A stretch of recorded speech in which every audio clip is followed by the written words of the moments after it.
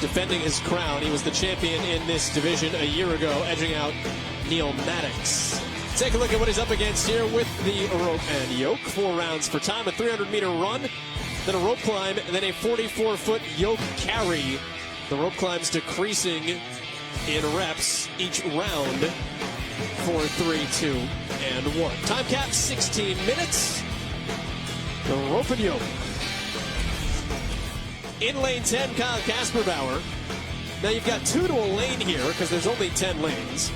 So you are with the guy next to you. So you've got someone to kind of look over your shoulder in the immediate vicinity, even if you don't want to. Ben Alderman in lane 11 came into the day in 2nd place overall. There's Kasperbauer, your 5-event leader. Looking calm and collected. The sun is on, but still very focused. Good, like a Terminator look to him. Yeah, the glasses really, the glasses do it for him. There's an intimidation factor on this overcast Friday. Event number 6 is underway. Let's take a look at what's important here. When you're climbing a rope, when you're running, when you're moving the yoke, how's it tough on you? If you just look at the time under tension of both the movements, the runs, not so much of a factor, but once you get to the rope climbs, you don't want to stay on the rope very long. You're working hard enough, holding that body weight up and down that rope, up and down the Zeus rig. So the more efficient you can be with those rope climbs, the better. Also, once they do hit that yoke, you need to engage that core as much as possible. Core stability is everything with a yoke. Once that starts to fail, then everything starts to go pear-shaped. The skids of the yoke move around, your body starts moving around. So the more core stability these gentlemen can provide, the easier they're going to get through this event. Michael Lavalier is the first one back into North Park after the run, but again, keep in mind, he would come in first with his lane being all the way on the other side of the arena. If you left the arena first, you come back first. If you left last, you will come back last, so that everybody runs the same distance at the end of the day. There's Kasperbauer whipping those feet to wrap the rope. That took him 2 movements up the rope to get to the top. Kasperbauer's not very tall. He's only 5'8". So he is doing exceptionally well to get up that rope as quick as possible. And you see the drop down. He's still got one hand guiding the rope down. There's Lavalier, CrossFit RDL in Quebec. Presume they deadlift a lot. The athletes have done so much work with their legs at the back end of event 5. So they want to try and minimize the time they are using their legs on the rope. The yoke's going to give us a good idea about who is going to be leading. Easy work on that first yoke movement. 44 feet at 480 pounds. A little bit less than carrying Ake Bono around.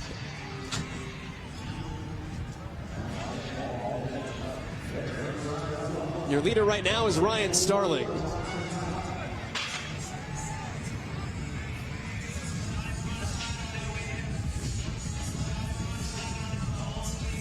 The athletes at top of screen chasing Starling down are really bunched up. Once they turn that corner, you're going to see 5 to 6 athletes start popping their heads out. So not a great lot of distance between that second group, which will bunch up as they come around after the second 300-meter run back into North Park. Justin King now out for the run. Out of Slingin' Iron down in Walker, Louisiana. Starling now with about a 50 to 60 meter lead as he makes that last turn back in to North Park. And he will be back for the first of 3 rope climbs. Ryan Starling with a comfortable lead as well. 35-year-old, his first year in this division out of Riverside, California. Talk a lot about firefighters, law enforcement, military personnel when it comes to CrossFit. Oftentimes they tend to do quite well in the sport of fitness. Ryan Starling fits that mold. One of the first responders, actually, back in 2015, December 2nd, to the terrorist attacks in San Bernardino, treated 26 patients, got all critical patients to the surgeon in 57 minutes after that attack. The goal for SWAT medics is to do it in under an hour. Doesn't do it for the accolades, certainly does it for really the service you provide to people in the community, but after that received the Heroism Award, Life-Saving Award, and the Medal of Valor, and to this day teaches lessons across the country about what he learned being put in a situation as a first responder on a day like that. On how to lead, he's showing the way in event number 6, the rope and yoke, and he is finished up now with the second yoke carry. A very slight lead. Kyle Kasparauer working very well on those rope climbs. A little bit of a stumble on that first rope climb, but he is going to be taking the lead into the third run behind Starling, who is just now top of the screen to the right, moving out of North Park. Alexander Jolivet also is in the mix with Kyle Kasparauer, but it is Starling in front. Began the day in 7th place.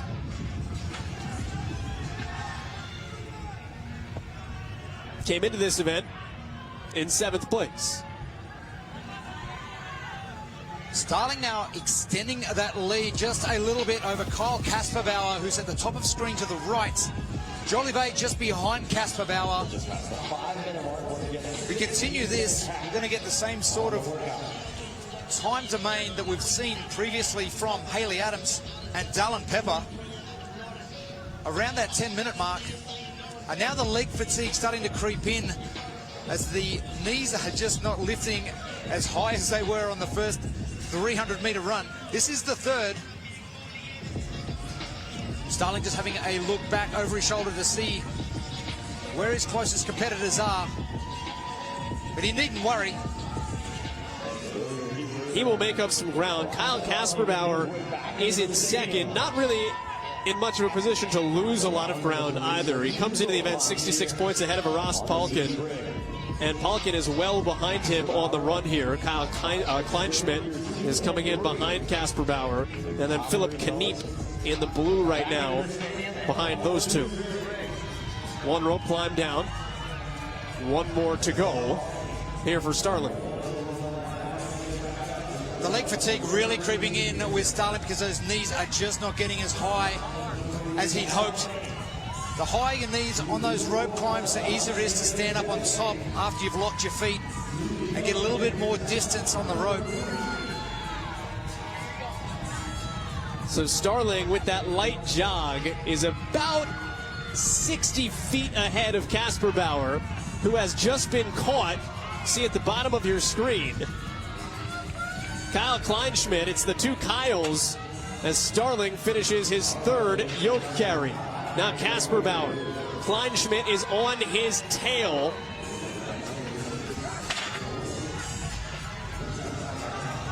Now this is where Starling's going to have to push pretty hard. We know Kyle Kasparauer, that is. We know the way he can finish off an event. He's proven that over many years here at the CrossFit Games. And the distance between Kasparauer and Starling now, it's down to about 40 meters. Here comes Kasparauer, and Kleinschmidt is right behind him with the white headband. 7th seed coming into these CrossFit Games. Kleinschmidt just striding out a little bit more. We're just coming to the shot at the top of the screen. So striding out very well. It's Kasparauer who is in front of him. He's turning over those feet a lot quicker. So the efficiency of the run for Kleinschmidt top of screen a lot better than Kasparauer. But Starling at the bottom, almost extending that lead from the start of the 300-meter run. But this is the last turn coming in before they hit the last rope climb and last yoke carry. Kleinschmidt trying to close the gap on Kasparauer in front of him. Kleinschmidt is significantly taller than Kasparauer. Whether or not he can utilize that on this final rope climb. And he's got less distance to travel on the field. True, yes. So it'll be a tight race getting to the yoke. Are we going to see another race between the two Kyles? the boys' 16-17 heat of this. The event in the teenage division was won by 19 hundredths of a second. Starling right now is in good shape, but for the battle of second place, it'll be interesting. Ryan Starling looking to pick up his first career CrossFit Games event win. His best so far in 2018 was a 5th in event 3 yesterday, the snatch. Casper Bowers to the yoke. Starling will hold him off. Ryan Starling with an event win in the rope yoke. Casper Bauer behind him, and Kyle Kleinschmidt will be in third.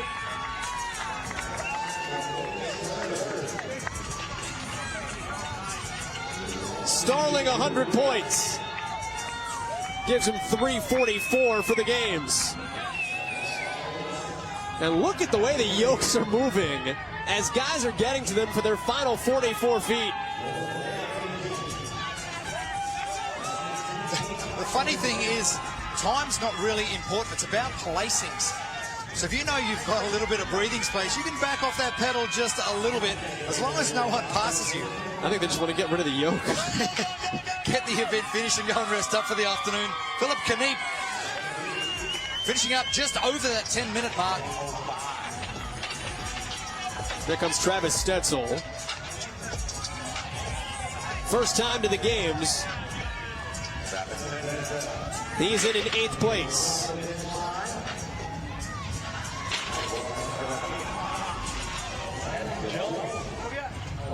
It's a 9th place spot for Alcock. Kevin Jones into 10th.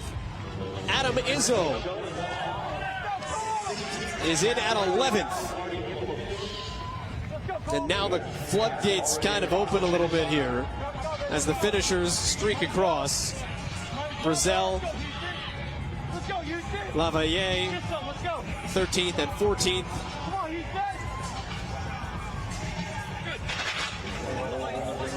Cole Mashburn.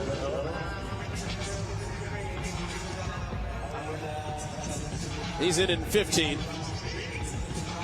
This is a 16-minute time cap.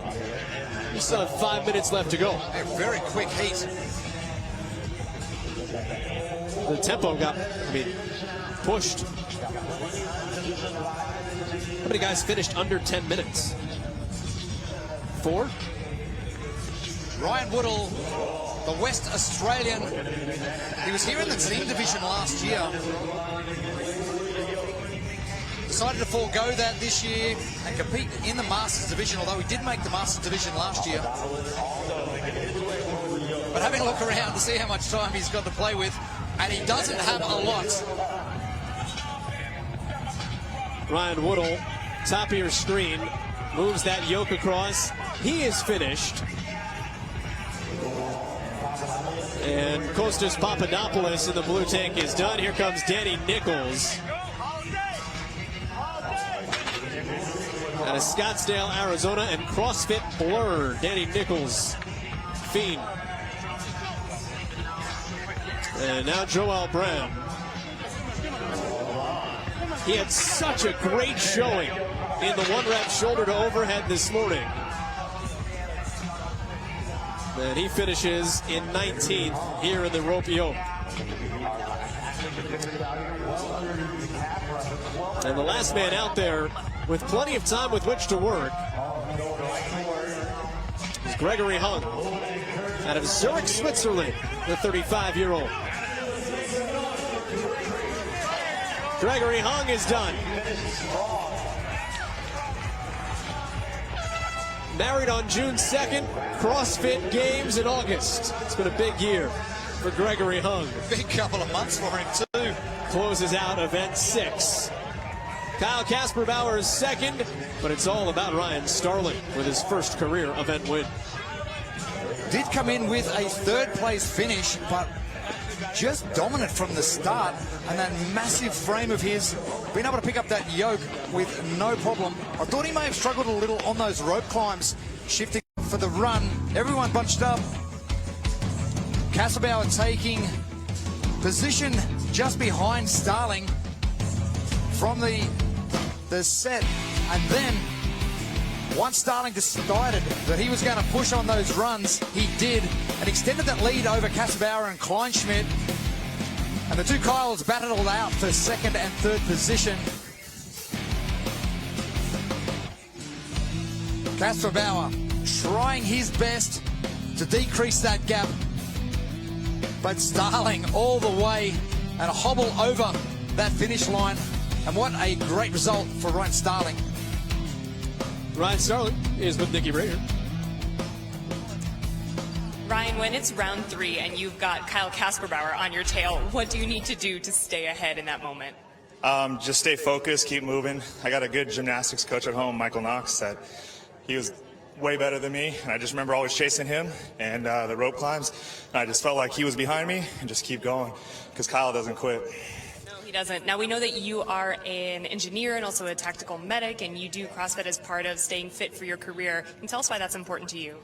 It's super important to me because it's not about this, it's about the community and the community that we serve, and for me being in the best possible shape that I can to serve the community. Well, thank you for all that you do, and congratulations. Thank you very much. Great job from Ryan Starling. The hulking man picking up that rope and moving that yoke down the field and keeping Kyle Kasperbauer at bay. So he does have some weaknesses, if you can call them that. But Kasperbauer still consistent and will remain at the top of the leaderboard. But Starling moving on to 344 points and putting himself in contention for a podium spot at the back end of Sunday. Starling wins by 5 seconds. Then Kyle and Kyle. Alexander Jolivet winds up 4th out of France. Ross Polkin, who came in 2nd overall, actually winds up with a good little 6th spot. So Ross Polkin hanging around, giving himself a chance heading into the weekend. It's the rope and yoke, men's 35 to 39, event 6 in the books.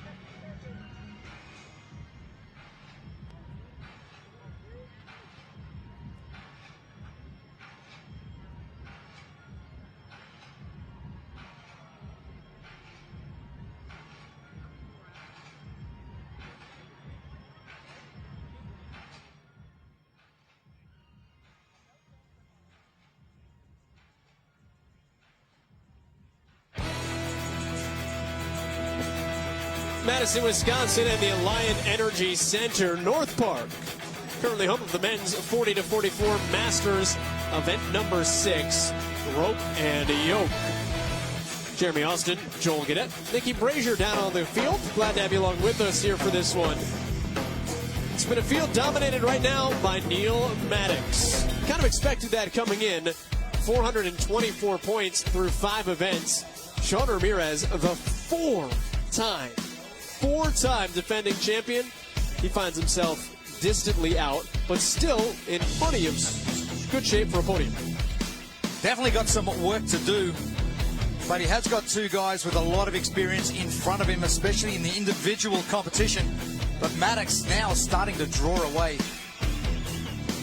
Take a look at what these men are in for with the rope and yoke. 4 rounds for time, 300-meter run, then rope climbs, 4, 3, 2, and 1 based on the round you're in. The 44-foot yoke carry. The men will move a 480-pound yoke in 16 minutes or less. Neil Maddox in lane 10 as your leader.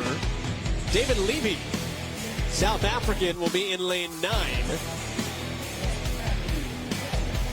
Sean Ramirez in lane 11. Again, the 4-time defending champion, but the first time he's ever competed in the same division as Neil Maddox, who was awoken from his marble state this morning. The human Adonis and the really focused Neil Maddox. It's going to be a great battle from lanes 9 through 12 in the center of the arena. But so dominant with 3 first-place finishes already out of 5 events. Can he extend that to 4?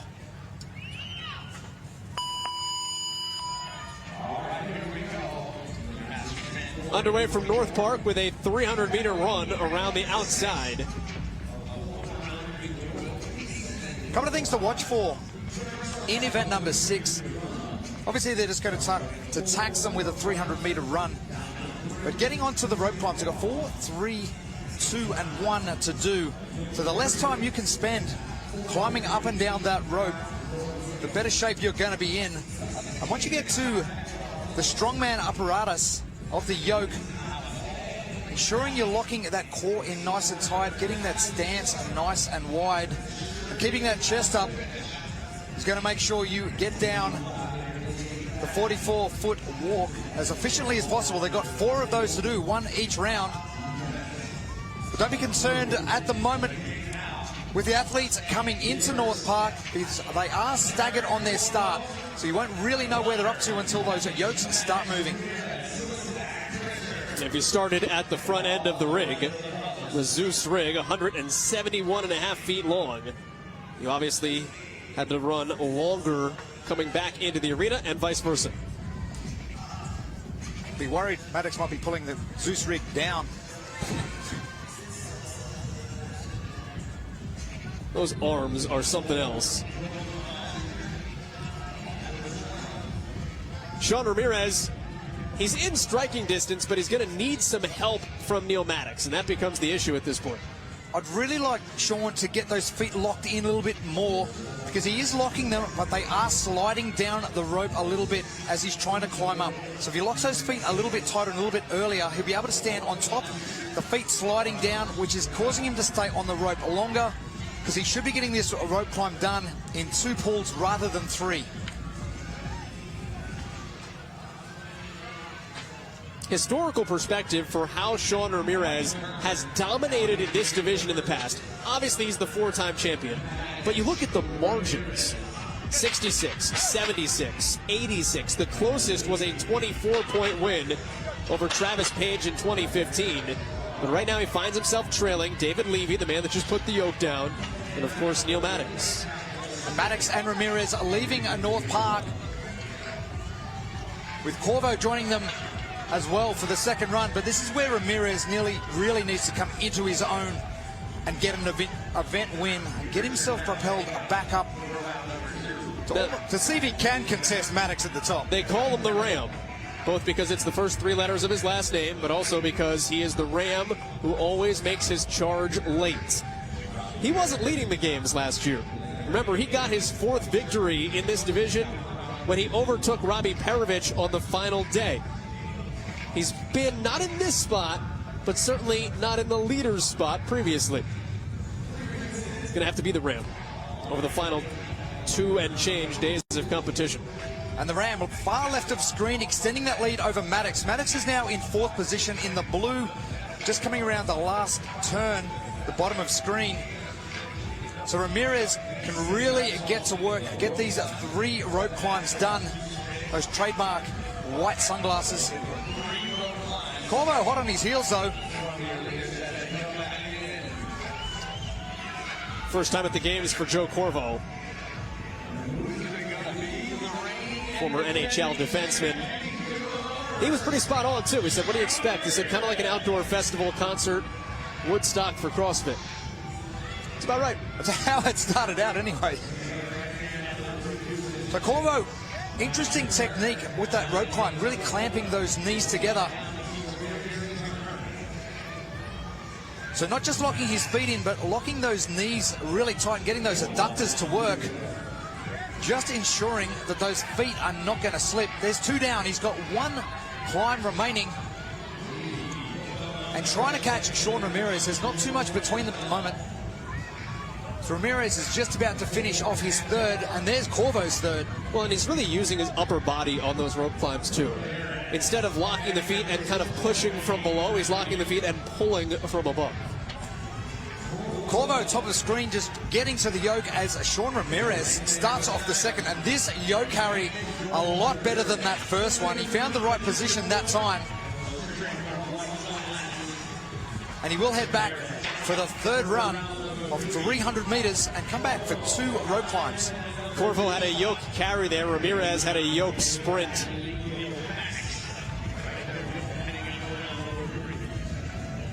And coming out onto the run roughly the same time. But Sean will have less distance to travel once he does come back into North Park. The 3rd 300-meter run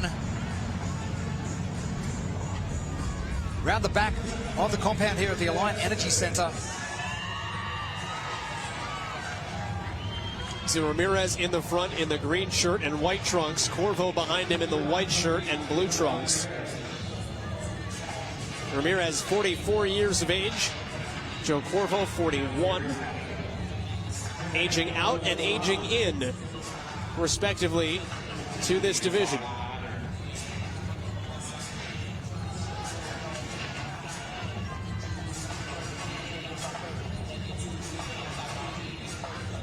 Ramirez started this week off hot.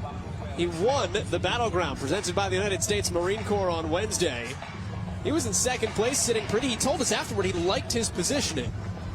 Be interesting to hear how he feels about that right now and the work he has made for himself come Saturday and Sunday, and here to finish out Friday afternoon. He's never one to be down on himself at all. Always got a really good attitude regardless of where he's sitting. Never counts himself out. He does attack the rope now, and having still a little bit of trouble with those feet, which is where Joe Corvo can make up some time. So there's 1 for Ramirez on the right and 1 for Corvo on the left. 1 remaining for both athletes. And Sean now doing a much better job to the right of screen of locking those feet in, and he will move back now to the yoke for the 3rd 44-foot carry down North Park. And not too much of a lead, though. Neil Maddox nowhere in sight right now either. The leader coming in. Ramirez hot on his heels in the overall standings. Corvo is in 7th, looking for a podium spot in his first trip to the games. Maddox in 3rd position, walking down North Park. I'm sure Ramirez will give him a gaze as he goes past. And Corvo now with about a 60-foot deficit to make up on this run if he wants to challenge Sean Ramirez for the lead. But Maddox now cruising, and that's all he needs to do. He has a massive lead. He just has to maintain. Moves the yoke. He's probably 80, meters, 100 meters behind the other two on the run. These are the two that have to do the work up the leaderboard. Whereas Maddox can just sit back a little bit. If he maintains that third position, he's going to grab another 80 points. And he's going to be over 500 points after 6 events. And it would only get Sean Ramirez, should he win, the satisfaction of 20 points in closing the gap. And he came into the event down a $136.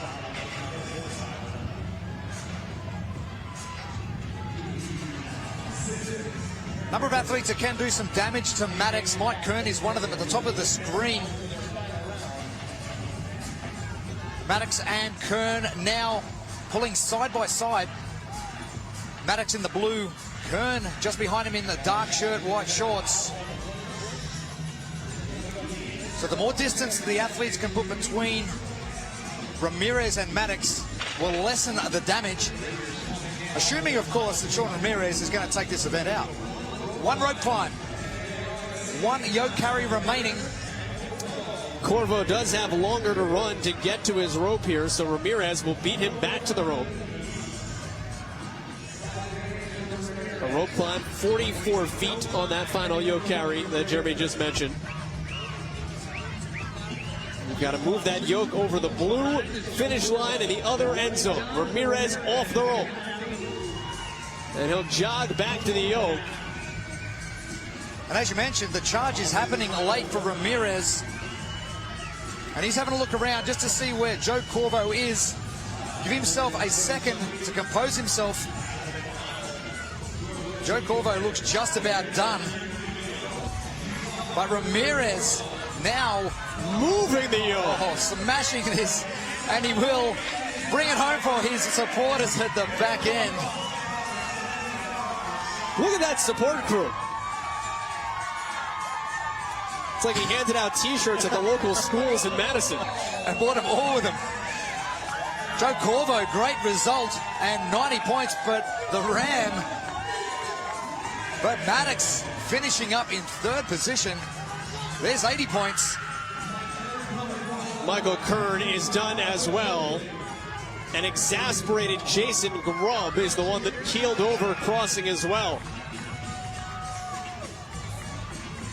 Ramirez, the Ram, an event win. Neil Maddox, though, keeping his stiff arm extended.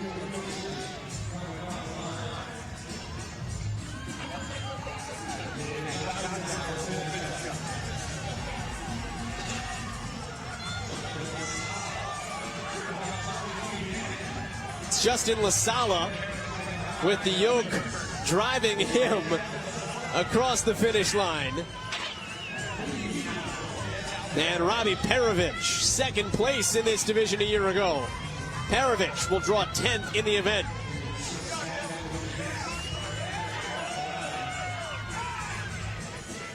Actually, David Levy just got in ahead of him. And now Perovich, a couple seconds behind, is in 11th. 16-minute time cap is proving to be no match for the 40 to 44 men's division. Swistak, Ricard Lahner, both in. Kelly, top of the screen in the blue and the pink coming through. 2nd place finish on event 5. But this is going to damage his hopes of climbing that leaderboard. Bradley Pritchard, 42 years of age. He came into the day in 7th place. He's one of those guys that launched his way to the games. After the Open, he was in 61st. Had some work to do in the online qualifier. He did all of it and then some. He's just happy to be back at the games and finished here with event number 6. Rope climbing was actually something that destroyed him last year. He tore his shoulder completely. Last day of the games last year. Made it back to the games fully recovered. Sean Ramirez, the shoulders are fine. He can press children over top. Maybe. A little cramp there for Sean Ramirez.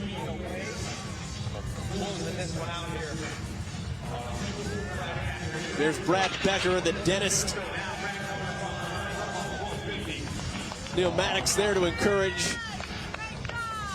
18 finishers, 3 minutes to go on the cap. Not surprised that these athletes starting to cram up a little bit in their legs.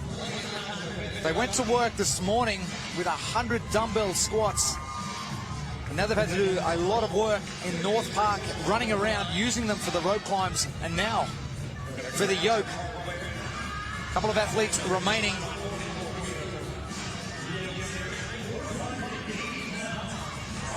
Matthew Morris is in the green. Dennis Marshall on your screen in the gray. Marshall has finished. The coach out of Garden City, New York. And now your final man out there is Matthew Morris from CrossFit Carnivore in Warner Robins, Georgia. Last man into the games. He was 21st last year and 21st this year, but he does get in. And he finishes event number 6 here at North Park. Sean Ramirez, though, has himself an event W. It's his second of these 2018 Reebok CrossFit Games. A much needed 100 points. Start off for the first run, 300 meters. All the athletes are bunched up, and Kern moving that yoke first and grimacing through every step. But Ramirez took a very early lead and just maintained that lead over Corvo, who wasn't too far behind him. Sean having a little bit of trouble locking those legs in on the first couple of rope climbs, and Corvo catching up that ground, and it wasn't that far between them coming into the last round. Ramirez extending the lead on the run and making sure he knew exactly where Corvo was. And when it came down to the back end, it was the Ram, Sean Ramirez, falling into the arms of his supporters. 100 points and an event win, a much needed one. Sean Ramirez, the Ram, is with our Nikki Brazier. Sean, we've seen a big shakeup in your division in the last couple days, and you really needed that 100 points to make a change. Now, coming into this event in third, what was your mentality knowing that 100 points was on the line? Finishing the day strong. We had a rest day, which was fun and had a good time doing that.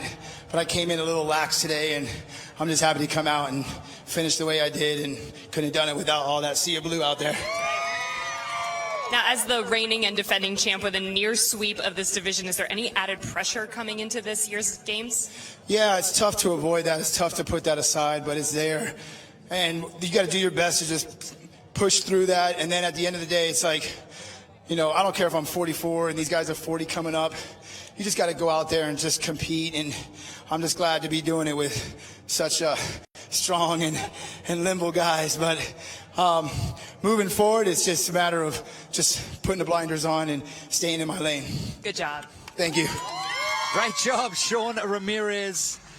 Always got a spring in his step, always happy to chat about what's happening, but that sea of blue he spoke about, those awesome supporters that he's just thrown a weight belt at.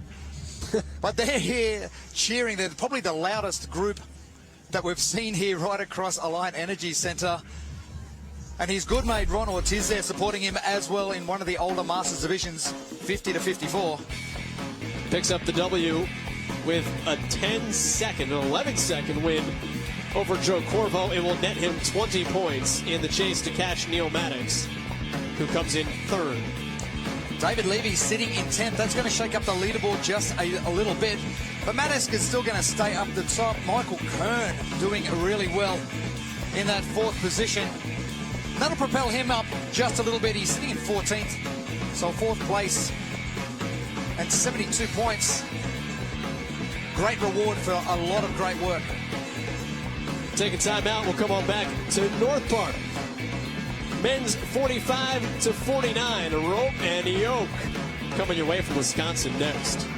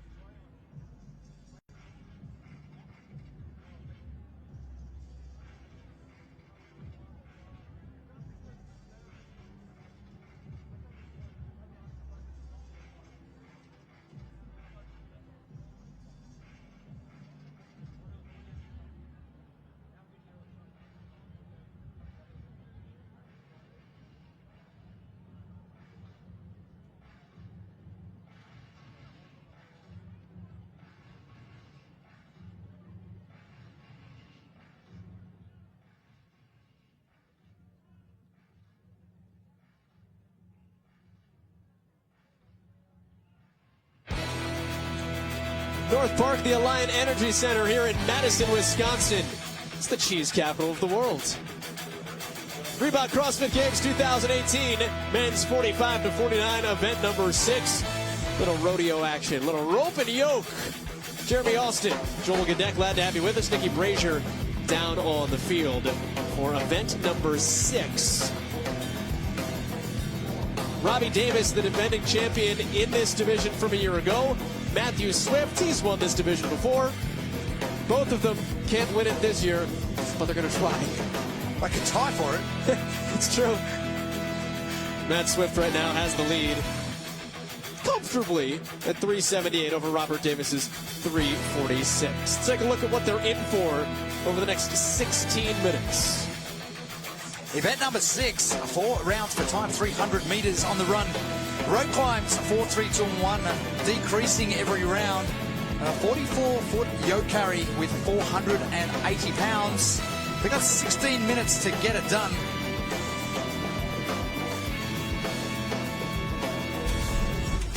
Third event of the day for these men. They competed events 4 and 5 back to back, one immediately following the other this morning. Robert Davis in lane 10 as your leader. We have had 3 withdrawals from this division. That's why there's only 17. And 3 guys will have a section of the Zeus rig to climb rope all to themselves.